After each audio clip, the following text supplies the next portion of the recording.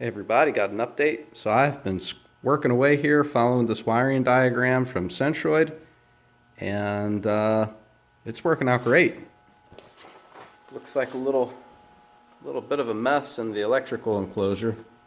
Wires everywhere, but I'll straighten that out later. But this thing is working just the way it's supposed to. It's great. I love it.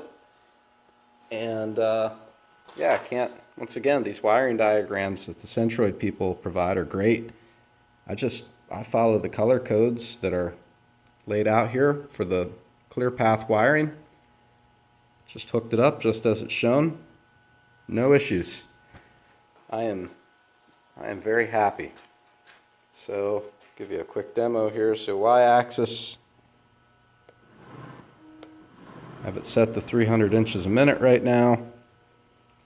I actually had it up to 500 inches a minute, but this router, I don't think this router is really designed to move that fast, so I'm going to leave it at 300 inches a minute. That's fast enough for me.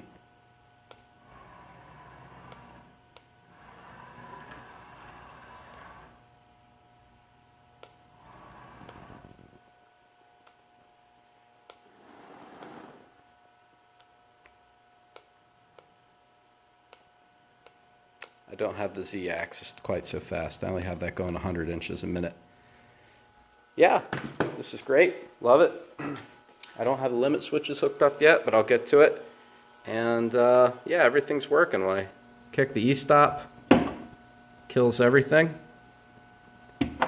Then when I reset it, these relays don't light back up. That's because they're wired in to the drive fault circuit. I'll talk about that later, but they kick back on as soon as I start moving the machine.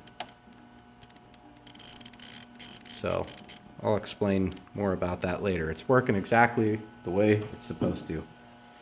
And yeah, good stuff. So, oh, and the wizard part of it, awesome. The new wizard here, I like the way this works. So I just clicked the option here, custom ClearPath SD-SK, and it loaded nearly all the defaults I needed. I did have to tell it drive OK is 5 and E-stop is 8. I did have to give it my, it populated with the 6400 just like it's supposed to. I had to give the overall turns ratio. Yeah, the new wizard is awesome. It's super easy. They're making this product better and better every time I look at it. Yeah, real happy. So it's just a quick update. I'm not going to get into anything other than that, but it is working.